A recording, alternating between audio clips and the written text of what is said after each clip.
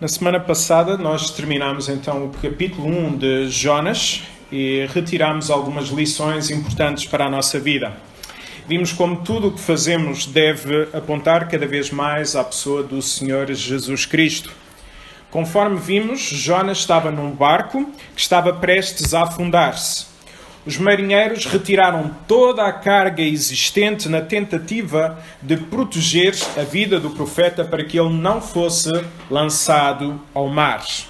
No entanto, nada disso funcionou. Porquê? Porque o maior peso que existia naquele barco não era aquele que eles carregavam. O maior peso que havia naquele barco era o peso da desobediência a Deus. Percebemos também que, como muitas vezes nós temos uma mentalidade pagã na nossa vida. Ou seja, queremos que todos os problemas sejam resolvidos e não nos importamos se os meios com que nós resolvemos esses mesmos problemas, se esses meios glorificam a Deus. Na verdade, o mundo não se importa se nós temos vários deuses, se nós temos uma mentalidade pagã. Contudo, Deus não deseja, Deus não tolera ser traído. No entanto, será que nós temos traído a Deus nos momentos difíceis da nossa vida? Reparámos também a semana passada como o diabo usa as nossas emoções, como o diabo usa os nossos sentimentos, o nosso desejo íntimo para guiar a nossa vida. Por isso nós precisamos de ter muito cuidado quando somos guiados pelos sentimentos do nosso coração. Até porque, conforme a Bíblia afirma, o nosso coração é enganoso. O que fazer? Deus usa a sua palavra para guiar os nossos caminhos. E então os nossos sentimentos serão cada vez mais os dele. Salmo 37:5. Entrega o teu caminho ao Senhor. Confia nele e ele tudo fará. Então hoje vamos entrar no capítulo 2 e vou usar a versão Bíblia para todos. Jonas capítulo 2, versículo 1. O Senhor mandou um peixe enorme que engoliu Jonas e ficou dentro do peixe 3 dias e 3 noites. Conforme vimos, Jonas fugiu de Deus. Jonas estava no Monte Gat-Efer. O Monte Gat-Efer era a parte mais alta da Galileia. E então ele foi descendo para sudoeste e veio para Jope. Dali apanhou um barco para Tarsis, que ainda era mais a sudoeste, o sítio, o local que era conhecido mais distante do ponto inicial da Galileia. E ele, apanhando o barco, ainda desceu até o porão e dormiu profundamente. A vida de Jonas foi sempre a descer geograficamente. Começou bem lá e foi descendo geograficamente. Mas, curiosamente, à medida que ele ia descendo geograficamente, ele também ia descendo espiritualmente na sua vida. Cada vez que se afastava mais de Deus, mais se afundava na vida. O que fazer nestes momentos? Jonas certamente pensou que ao ser lançado no mar, ele iria morrer. Talvez numa tentativa de dizer tudo acaba. O texto mostra, reparemos novamente no versículo 1, o texto mostra que ele foi lançado ao mar pelos marinheiros. Então, Jonas presumia que ia morrer. E reparemos, meus irmãos, que quando ele estava no mar, ele deve ter visto, então, um grande peixe. Não sabemos que peixe era, mas um grande peixe. Tínhamos esta imagem na mente, não é? Um grande peixe a vir até a nós com a boca grande, não é? Aberta para nos comer. Certamente que Jonas deve ter pensado, eu não vou morrer afogado, mas vou morrer, vou ser comido aqui pelo peixe e vou morrer. Chegou mesmo o meu fim. Será que todas estas coisas foram obra do acaso? Aconteceram assim? O texto é muito claro. Vejamos, capítulo 2, versículo 1, na versão Bíblia para Todos, nas outras versões é o capítulo 2, versículo, ainda começa no capítulo 1, versículo 17. Mas o texto é muito claro. Foi Deus que mandou o peixe engolir Jonas. Foi Deus. Nada aconteceu ao acaso. Então, neste livro, nós já percebemos que Deus controla os ventos, Deus controla os mares, Deus controla as sortes. E neste versículo, então, vemos que Deus controla também os peixes, para que em todas estas coisas se cumpra a vontade do nosso bom Deus. É a liberdade que Ele tem, como mais ninguém tem. Porque Deus é soberano. Deus dirige todas as coisas. Aquilo que muitas das vezes parece uma dificuldade na nossa vida, aquilo que muitas vezes parece um problema enorme na nossa vida, Deus, na verdade, está a usar esse problema para a nossa transformação. Para nós sermos cada vez mais como Cristo. Não há acasos na vida do cristão. Nada nos acontece ao acaso, mas todas as coisas contribuem para o bem daqueles que amam a Deus, daqueles que são chamados segundo o seu propósito. Romanos 8, 28. Então há sustos que acontecem na nossa vida. Provavelmente Jonas apanhou o maior susto da sua vida. Então há sustos que acontecem na nossa vida para nos aproximar mais de Deus. Não desperdicemos os sustos que acontecem na nossa caminhada. Não perca tempo com a murmuração. Invista antes esse tempo na oração. A confiança que deve existir em Deus não deve ser na compreensão daquilo que se vai passar no dia da manhã, mas pela certeza que Deus sabe o que faz e a sua vontade, Romanos 12, 2, diz-nos que a sua vontade é boa, é perfeita e é agradável. É esta a realidade que nós encontramos também em Hebreus 11, 1. A fé é a certeza das coisas que se esperam e a garantia das coisas que não se veem. Será que confiamos naquele que tudo pode, ao não sabermos nada do dia da manhã? Será que nós confiamos em Deus quando os maiores obstáculos desta vida nos aparecem pela frente? Será que nesse momento nós confiamos e dobramos os nossos joelhos e dizemos: Senhor, eu preciso de Ti? Versículo 2 e versículo 3, a primeira parte. De dentro do peixe, Jonas dirigiu ao Senhor, seu Deus, a seguinte oração. Reparemos, meus irmãos, depois do maior susto da sua vida, Jonas percebeu que continuava vivo. Qual foi a primeira coisa que ele fez após o susto? Mas qual foi a coisa que ele fez que no livro, nesse capítulo 1, nós nunca vimos Jonas a fazer? Oração. Jonas era um profeta sem vida de oração.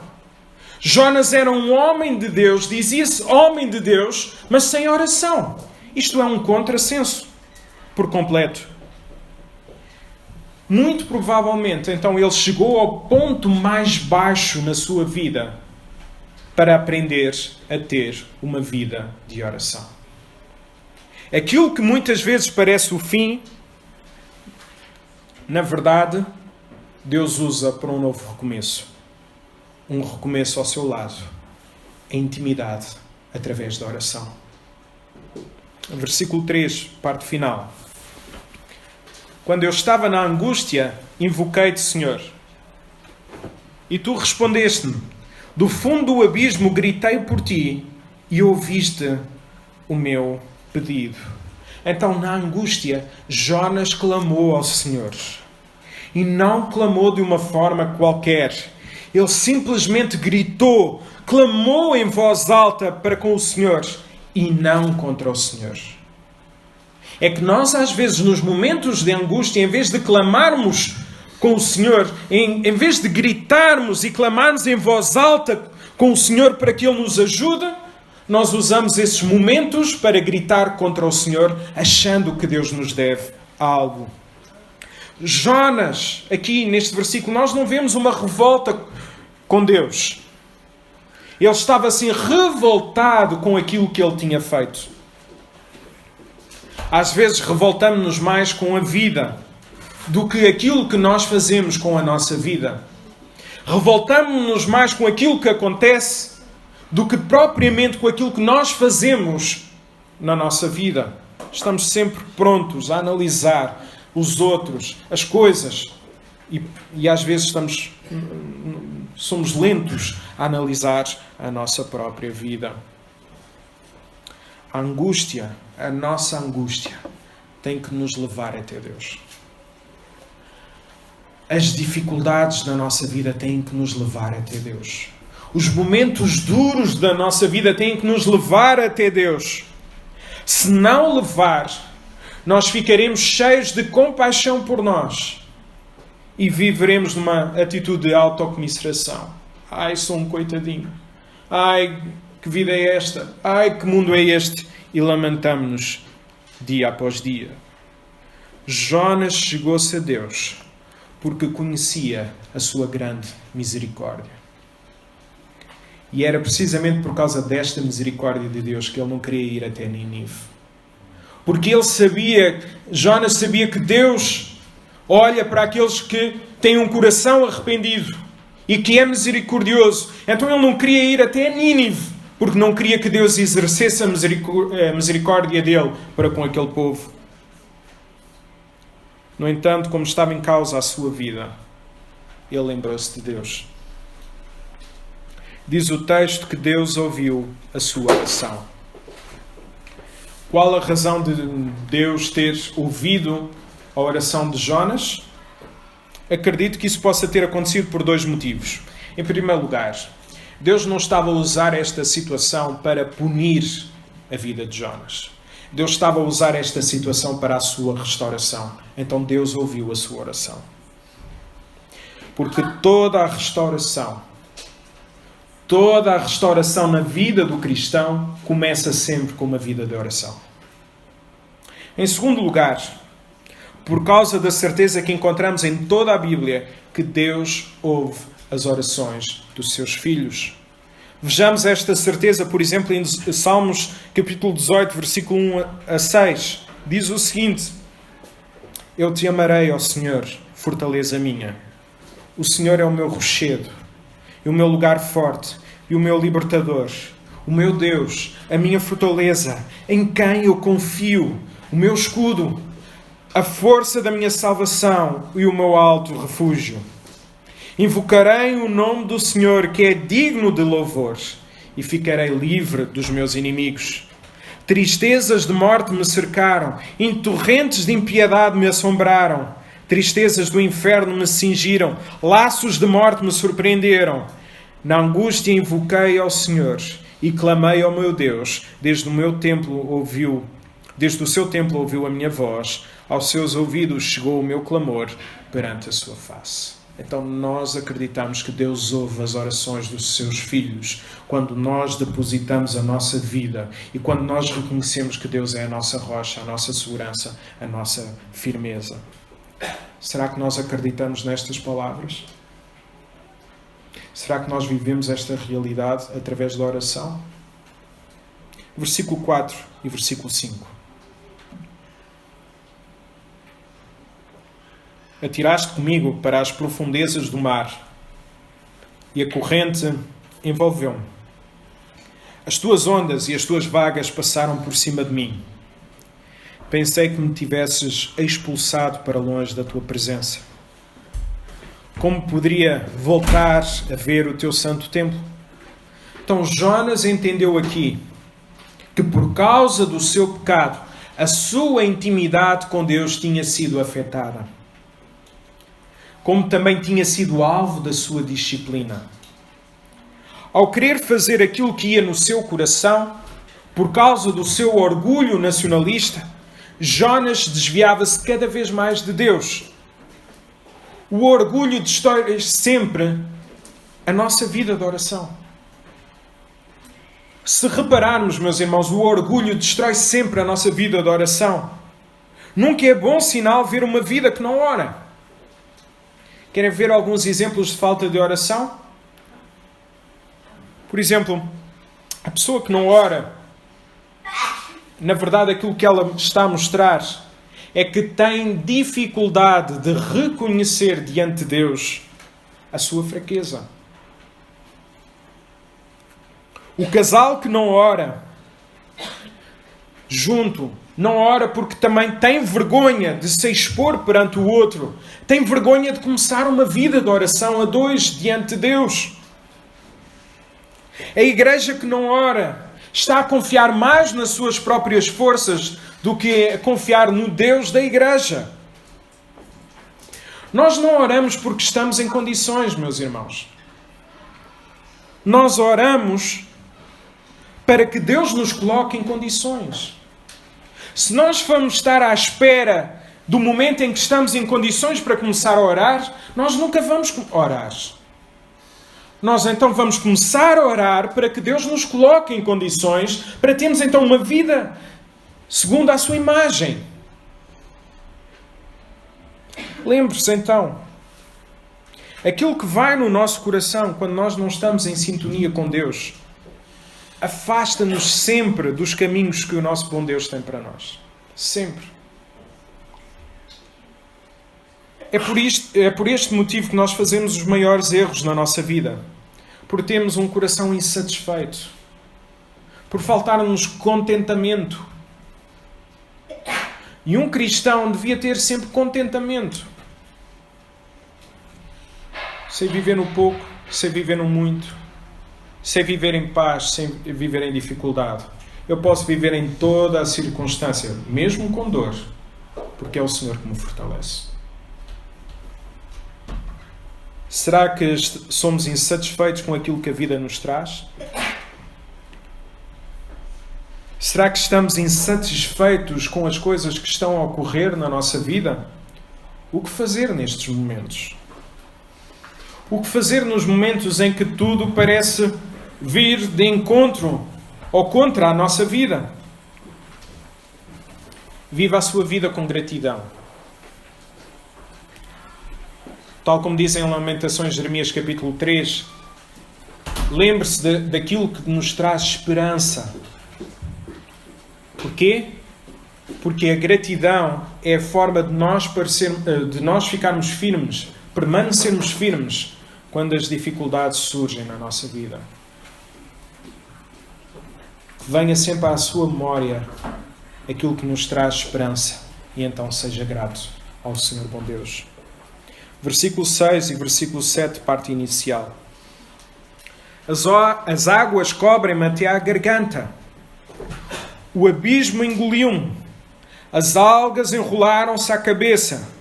Desci até aos alicerces das montanhas. E os ferrolhos da morte fecharam-se atrás de mim para sempre. Jonas então reconheceu que a sua decisão levou até àquela situação. Por isso ele estava completamente desesperado. Os seus anseios saíram furados e viraram-se até contra ele. Atingiu o ponto mais baixo que o ser humano pode atingir. Será que nós estamos a sentir o mesmo? Será que nós estamos a sentir que estamos no ponto mais baixo da nossa vida, no ponto mais baixo que algum ser humano possa estar? O que fazer quando chegamos a esses momentos? Versículo 7, parte final. Versículo 8. Mas tu, Senhor, fizeste-me sair vivo do sepulcro.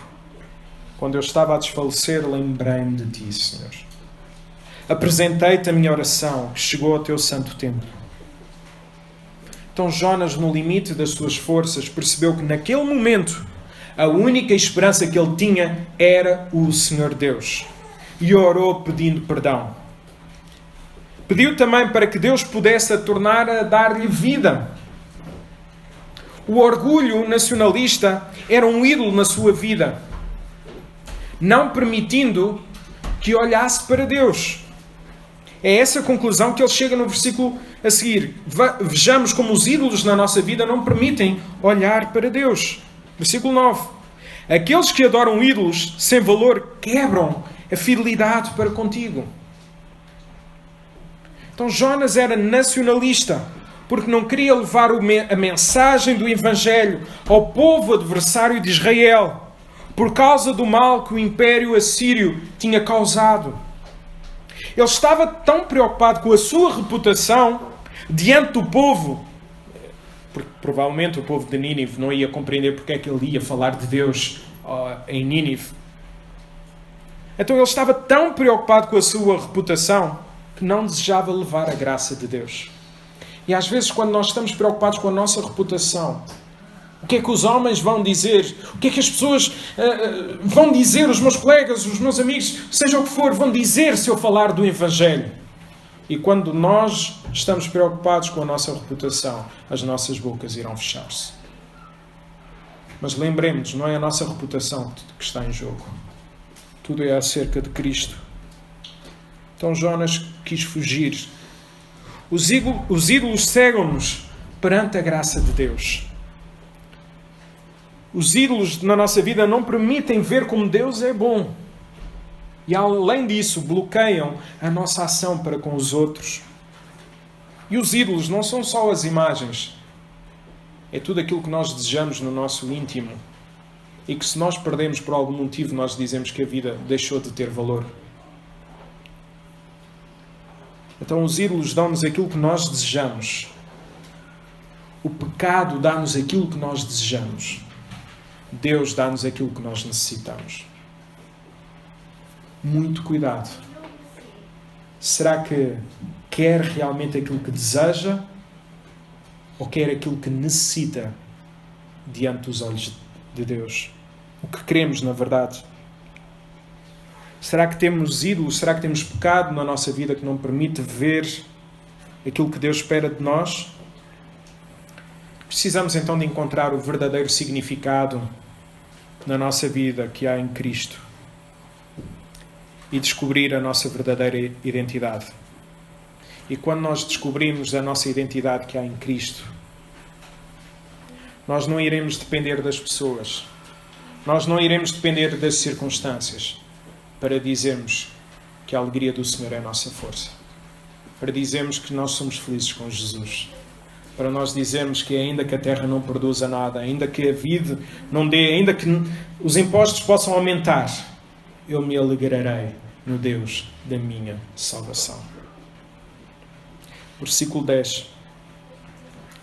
Mas eu, com hinos de gratidão, hei de oferecer-te um sacrifício e cumprirei as minhas promessas.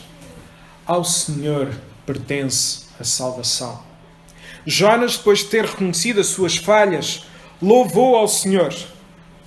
Só há puro louvor a Deus quando o nosso pecado é confessado. Só há um puro louvor a Deus quando nós reconhecemos que somos pecadores. Depois disso, ele ofereceu sacrifícios a Deus e fez-lhe votos, tal como os marinheiros tinham feito anteriormente. Além disso, na parte final, Jonas mostrou que a salvação não era algo que dependesse do homem ou dos seus merecimentos, porque essa salvação era algo e é algo que surge da liberdade de Deus para com as suas criaturas. Do Senhor é a salvação. Ele é o dono. Ele tem liberdade, porque a salvação pertence ao Senhor. A salvação não é fruto daquilo que nós fazemos para Deus, mas é fruto daquilo que Deus fez por nós em Cristo Jesus. Nós não somos salvos pelos nossos merecimentos. E isto é libertador, meus irmãos. Porque às vezes nós vivemos presos ao pecado que nós cometemos no passado e até já o confessamos. Mas aquele pecado persegue-nos. Então lembrem-se, não é o pecado que nos define, é Cristo Jesus. Cristo é a nossa identidade. Então, se um pecado o persegue e se de facto já arrependeu-se daquilo que fez, lembre-se que para Deus isso já passou. É libertador. Não vai perder a salvação porque foi salvo por causa das obras de Cristo e não por causa das suas obras. Isto, meus irmãos, traz-me tranquilidade. Faça um passado tão escuro na minha vida. Isto é libertador. Saber que Deus continua a amar-me. para o cristão não há pecado que não tenha perdão. Reparemos, Jonas fugiu. Jonas desobedeceu. Deus foi atrás dele. Jonas confessou. Deus restaurou.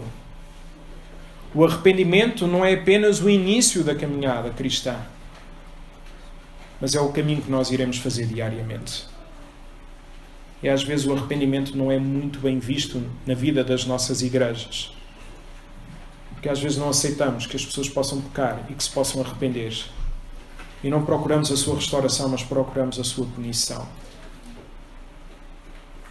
Nós, Igreja Batista da Graça, somos uma comunidade de pecadores salvos pelo Senhor Jesus Cristo.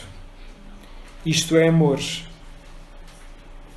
O que seria de nós se Deus desistisse de nós por causa das nossas ações? O que seria de mim, o que seria de si, se Deus desistisse mediante aquilo que fez? Certamente já teríamos sido destruídos. Então nunca desista daquele que nunca desistiu de si. Como também nunca desista de investir na vida das pessoas que estão ao seu lado. Porque Deus também nunca deixou de investir na nossa vida. E às vezes passa-nos aquilo na mente: eu vou deixar de investir na vida desta pessoa. Já não dá mais, já estou cansado.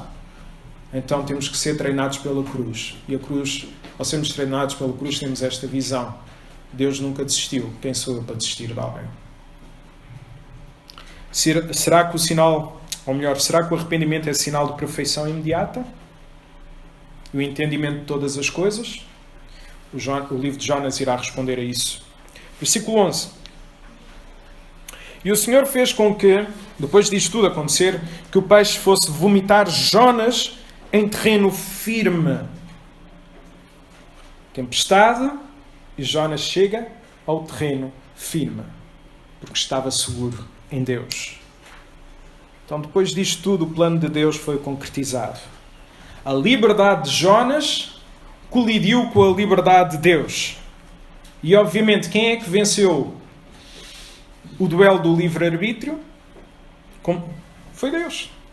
Como sempre venceu e como sempre vencerá. Quando a liberdade do homem colide com a liberdade de Deus, a liberdade de Deus vai vencer, porque Deus é soberano e pode todas as coisas.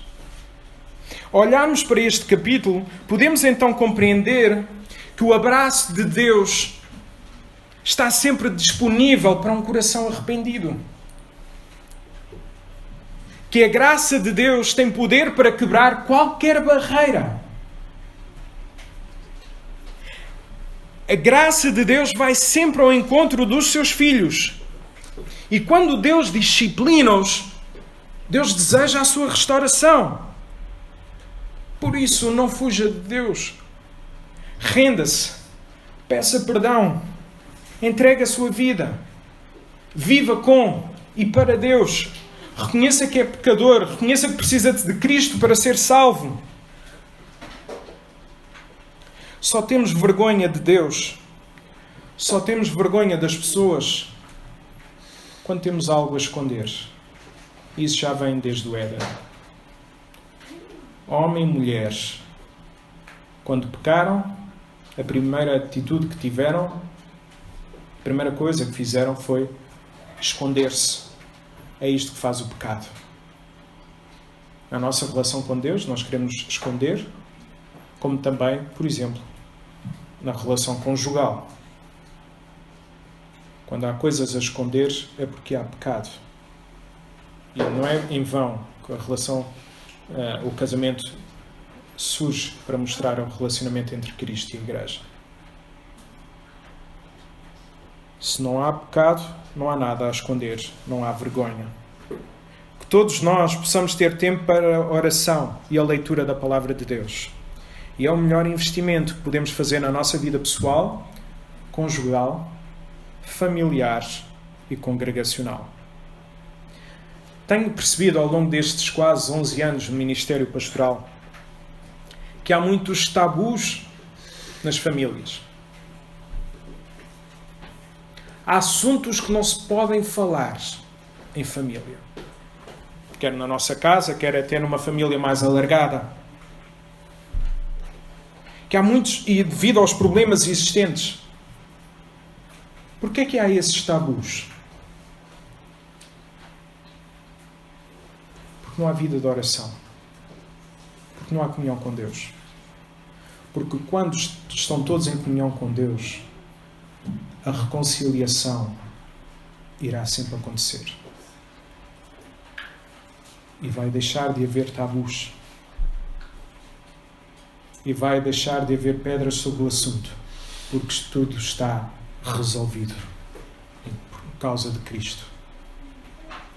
Então, os tabus existem quando não há intimidade com Deus através da oração. Os divórcios estão a surgir cada vez mais. Vejo, e falamos muito disso, que os divórcios estão a surgir cada vez mais. E até pessoas bem próximas de nós. E perdoem-me, mas eu acredito que nós estamos a fazer muito pouco para evitar que isso aconteça. E porquê é que eu digo que eu acho que estamos a fazer muito pouco para evitar que isso aconteça? Quando os nossos joelhos não revelam a necessidade que nós temos de Deus no nosso lar. Em 11 anos de ministério pastoral, nunca tive que aconselhar um casal. Aconselhar, não é uma sugestão, aconselhar mesmo. A um casal que cuidasse da sua intimidade espiritual. Nunca tive que aconselhar um casal que orasse, que lesse a palavra diariamente. Será que não temos alguma coisa a aprender com isto?